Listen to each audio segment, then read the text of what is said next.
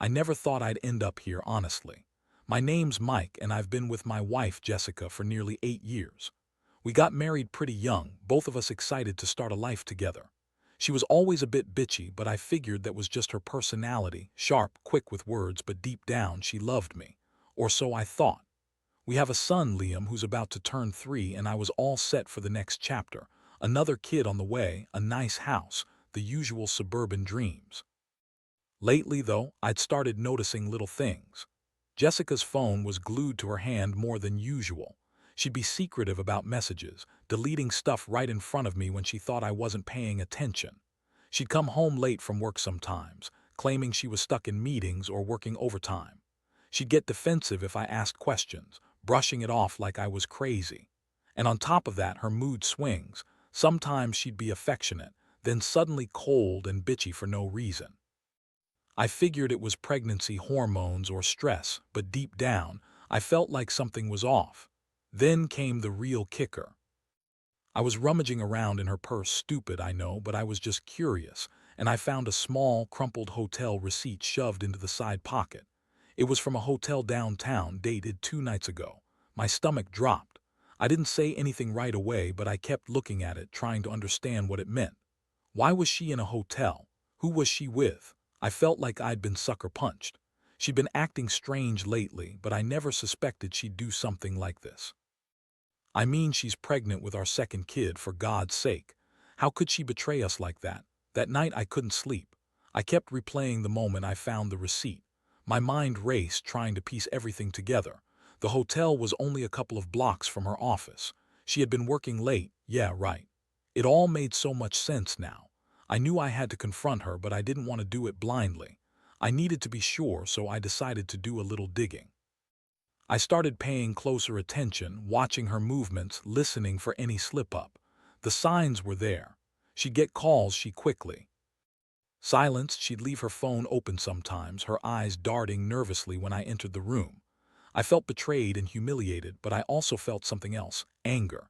Deep, hot anger that I'd been blind this whole time. One afternoon, I finally couldn't hold it in anymore.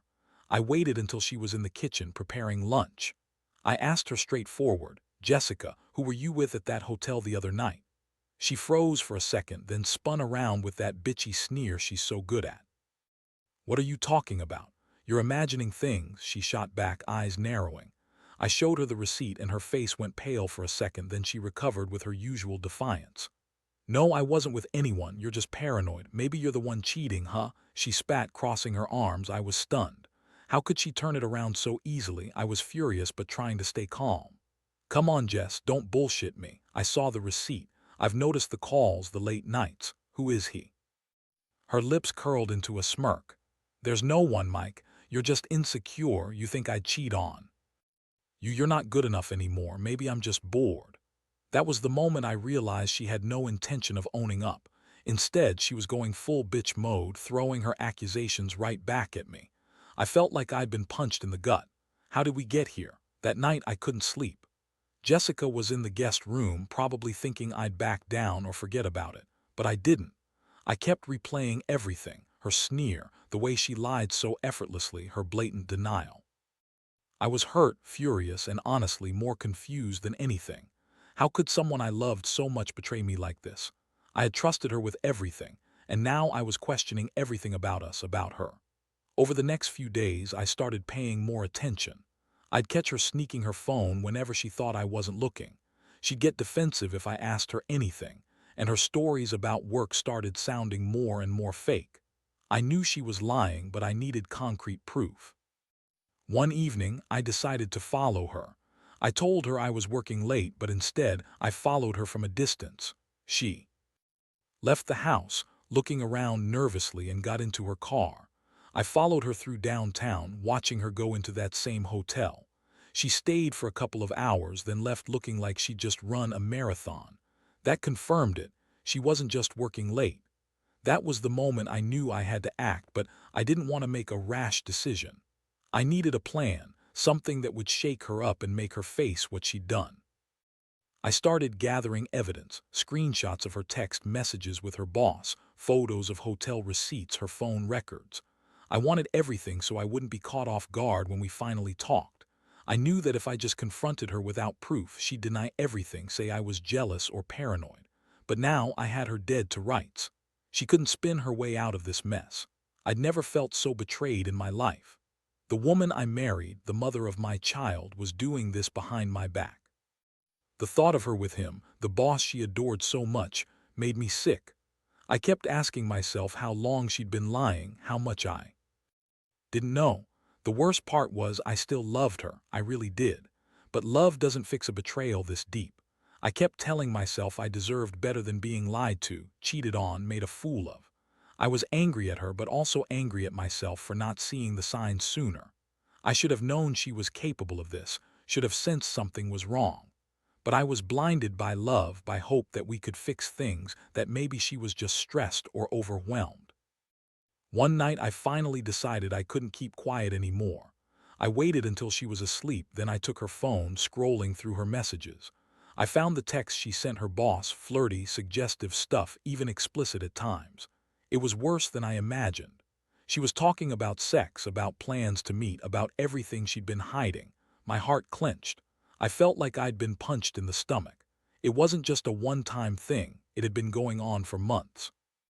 I couldn't believe I missed all these signs, that I'd trusted her so blindly. I felt humiliated, angry, and utterly broken. The next morning I knew I had to confront her again, face to face. I woke her up early, laid the evidence on the table, and told her I knew everything. I expected her to break down, to finally admit what she'd done. Instead, she looked at me with that bitchy smirk, eyes cold as ice. "You're crazy, Mike. You're just jealous because I don't want to be with you anymore. You're not enough for me. I've been bored, and frankly, I deserve better than a guy who snoops through my stuff." Her words hit me like a slap. She was so dismissive of what she had done. That moment was pivotal. I realized she didn't care about our family, about Liam, or even about me. She was just looking out for herself. That's when I decided I'd had enough. I was done being naive. If she thought she could just cheat and lie her way out of it, she had another thing coming. I knew I had to figure out what I wanted, whether to fight for us or walk away. Honestly, I was leaning toward walking, but I needed one last talk. The truth was, I was devastated, but I also felt a strange sense of clarity. This wasn't just about her cheating. It was about who she had become. After that confrontation, everything changed. I couldn't look at Jessica the same way anymore. Her bitchy smirk, her deflections, it all just made me more certain. She didn't love me. She didn't care about the family we built. All she cared about was her own selfish needs, her affair, her fucking ego. I spent days locked in my own mind, trying to figure out what to do next. Part of me wanted to just pack my things and leave that moment. Part of me wanted to make her suffer, to make her realize what she lost. But deep down, I knew I needed a plan, something that would really hit her where it hurts. One night, I decided to set a trap. I knew she'd be sneaking around again, probably going to meet her boss, or maybe just checking her phone. I installed a hidden app on her phone, nothing complicated, just enough to keep track of her location and see her messages. I didn't want to be the guy who stalked her or invaded her privacy for no reason, but I was desperate. I needed proof, real proof, so I could do something definitive. I watched her over the next few days, seeing her leave the house late at night, meeting someone, her evasive excuses becoming more obvious. Meanwhile, I started preparing my own little revenge. I didn't tell her I was doing this. Instead, I wanted to catch her in the act and then confront her with everything. I also started talking to a lawyer just to understand my rights if I decided to divorce, because I wasn't going to stay with a woman who lied to me for months. The emotions were all over the place: anger, sadness, betrayal. I felt like I was spiraling, but I kept telling myself I had to stay calm, stay focused. One night, I got the call I'd been waiting for. Her location on my app changed to a downtown hotel. She was there with her boss, no doubt. I parked across the street, watching her go inside. I couldn't believe my eyes. I felt this rush of fury mixed with heartbreak. How could she do this to us? To me? To Liam? I wanted to storm in and drag her out, but I knew that wouldn't be smart. Instead, I snapped some pictures, evidence, proof I'd finally catch her red-handed. That night I made a decision. I was done pretending everything was okay. I was going to confront her, but on my terms. I'd tell her I knew everything, and I'd do it with the proof in hand. I wanted her to see how far I'd gone, how much I'd uncovered. I wasn't going to give her the chance to deny it this time. I was tired of her lies, her bitchy attitude, her manipulations. The woman I married had turned into someone I barely recognized, someone capable of cheating on her pregnant husband, sneaking around like a damn teenager. It was disgusting, and I didn't deserve to be treated like this. The morning after I followed her to the hotel, I waited until she left, then slipped my phone out and took even more pictures of the hotel receipt, her messages, her location. I printed everything out, kept copies on my phone on a flash drive. I needed to be ready. When she came home that evening, I was waiting for her in the living room, my phone and proof in my hand. Her eyes widened as she saw the evidence, and for a second I saw a flicker of panic, but she quickly masked it with her typical bitchy smirk. "Looks like you've been caught," I said, voice cold but steady. "I know about the affair, Jessica. I know about the hotel, the messages, everything. Don't even bother lying this time." Her smirk grew sharper. "Oh, so you're spying on me now? Real mature, Mike. You're just a jealous, insecure loser. I don't know what you want from me. I'm pregnant, for God's sake. I have enough stress without you accusing me of cheating." I shook my head, furious. "You think I don't see what you're doing? You've been sleeping with your boss for months. How many times? How many lies? How many nights did you spend with him behind my back while I was at home, worried sick about you?" Her eyes flickered with anger, then she flipped her hair and rolled her eyes. "Honestly, I don't owe you an explanation.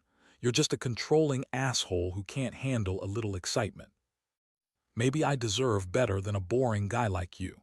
That's when I felt an intense wave of rage. She had the audacity to call me boring, to dismiss everything I'd done for her. It was the last straw. I realized I couldn't keep pretending this was just a rough patch. Our marriage was beyond repair if she was willing to betray me like that. I needed to decide whether to fight for her, to beg her to stay, or just walk away and wash my hands of this mess. But one thing was clear. I wasn't going to let her get away with it, not without consequences. The moment I showed her the evidence, her face twisted into a mixture of contempt and defiance. She looked at me like I was some kind of idiot, like I was the one who screwed everything up. Her bitchy attitude only strengthened when she snapped back. "You're overreacting, Mike. You always do. You're just jealous because I don't want your boring ass anymore. You think you're so perfect, but really, you're just a control freak."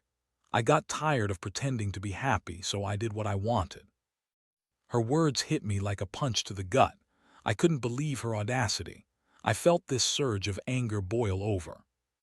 How dare she sit there and justify her affair, act like I was the problem? I was furious at her for cheating, furious at her for lying, furious at myself for trusting her all these years. I wanted to lash out, to scream, but I kept my voice steady. "Jessica, I loved you, I trusted you, and you're out here sleeping with your boss for months. That's what you call doing what you wanted. Do you even realize what you've done to this family, to Liam? I don't think you do." Her eyes narrowed even more. "I don't owe you explanations or apologies. Honestly, I'm tired of your whining. I've had enough of playing nice. If you want to be a controlling, jealous husband, go ahead. But I won't stay in a marriage where I'm constantly walking on eggshells.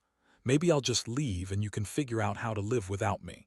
Or maybe you'll finally see that I don't need you. I'm done pretending I do." She turned around, heading for the door, her bitchy attitude practically radiating. I stood there watching her walk away, feeling a mixture of heartbreak and rage. How could she be so cold? How could she do this to us, to Liam? I knew I had to do something, but I wasn't sure what. Part of me wanted to fight, to make her see she couldn't just walk out and get away with it. But the other part was exhausted, drained from all the lies, the betrayal, the pain. I'd been living in this nightmare for weeks now, and I didn't see a way out that didn't involve some kind of drastic action. As she slammed the door behind her, I felt a strange numbness settle over me. I knew this was the beginning of the end. I had all the proof I needed now: her message exchanges, the hotel receipts, her location history. I could call a lawyer, start divorce proceedings, or maybe even just tell her to leave and never come back. I wasn't sure yet. All I knew was that I couldn't keep pretending everything was okay anymore. My heart was shattered, and I was left standing there, realizing that from this moment on, nothing would be the same. I sat down on the couch, staring at the wall, feeling this overwhelming weight pressed down on my chest. The betrayal was so deep, so all-consuming, I didn't even know if I could recover from it. But I also knew I had to be strong. I had to decide whether I wanted to fight for my family or just cut my losses and walk away. Either way, I promised myself one thing: I'd never let her control me again. I'd take back my life, even if it meant starting over from scratch. Because after everything, I finally understood that I deserved better than a wife who could lie and cheat so easily, so blatantly. The days that followed were the hardest of my life.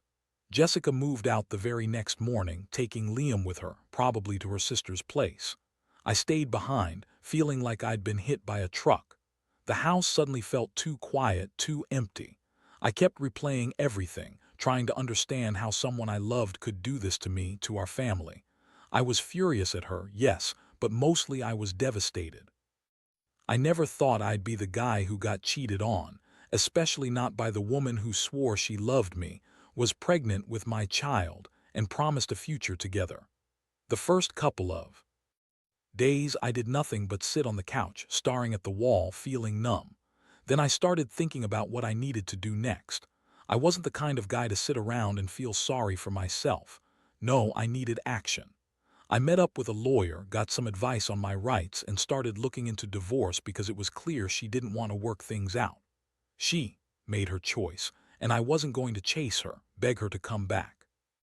I also wanted to secure my custody rights over Liam, make sure she couldn't just keep him from me. But underneath all that legal stuff, I felt betrayed, angry, and humiliated. I'd loved her. I'd fought for us, for our family, and all I got was this bitchy attitude and a list of lies. Still, I knew I couldn't let her see how much she broke me. I had to be strong for Liam, for myself. I started working out more, focusing on my job, trying to keep my mind from spiraling. Every now and then I'd get these flashes of rage, thinking about her sneaking around, lying, and then dismissing me like I was nothing. It made my blood boil.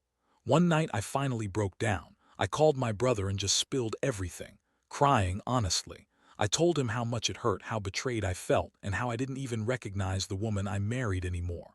He listened patiently, then told me to focus on what I wanted, whether I was going to fight for my family or walk away. I didn't have an answer yet, but I knew I couldn't keep living like this. I needed to take control of my life again. Meanwhile, Jessica kept up her bitchy attitude. She'd send texts sometimes, acting like everything was fine, like she was the victim. She'd say she was done with the affair, but I knew better. I knew she was just trying to save face, to make herself look innocent. Honestly, I didn't even care anymore. I was tired of her lies, tired of pretending to be okay.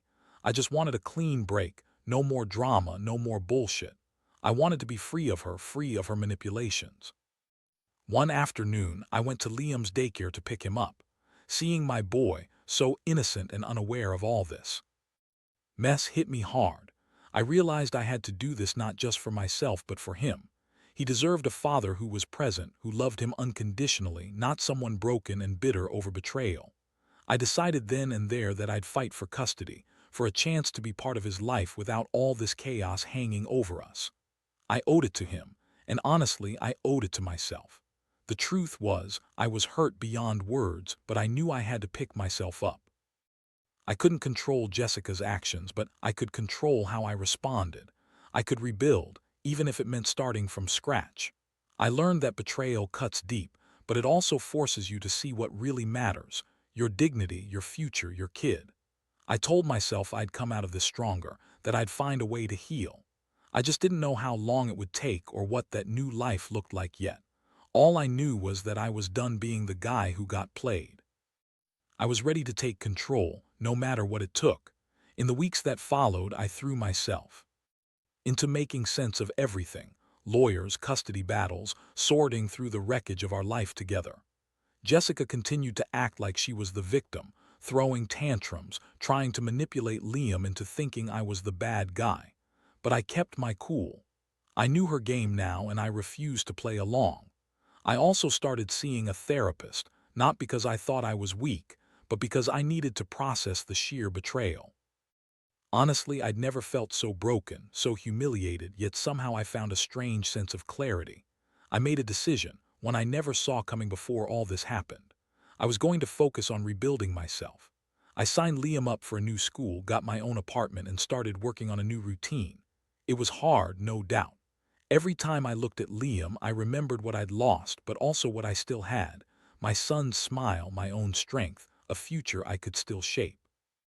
I realized that love, real love, doesn't hurt like this.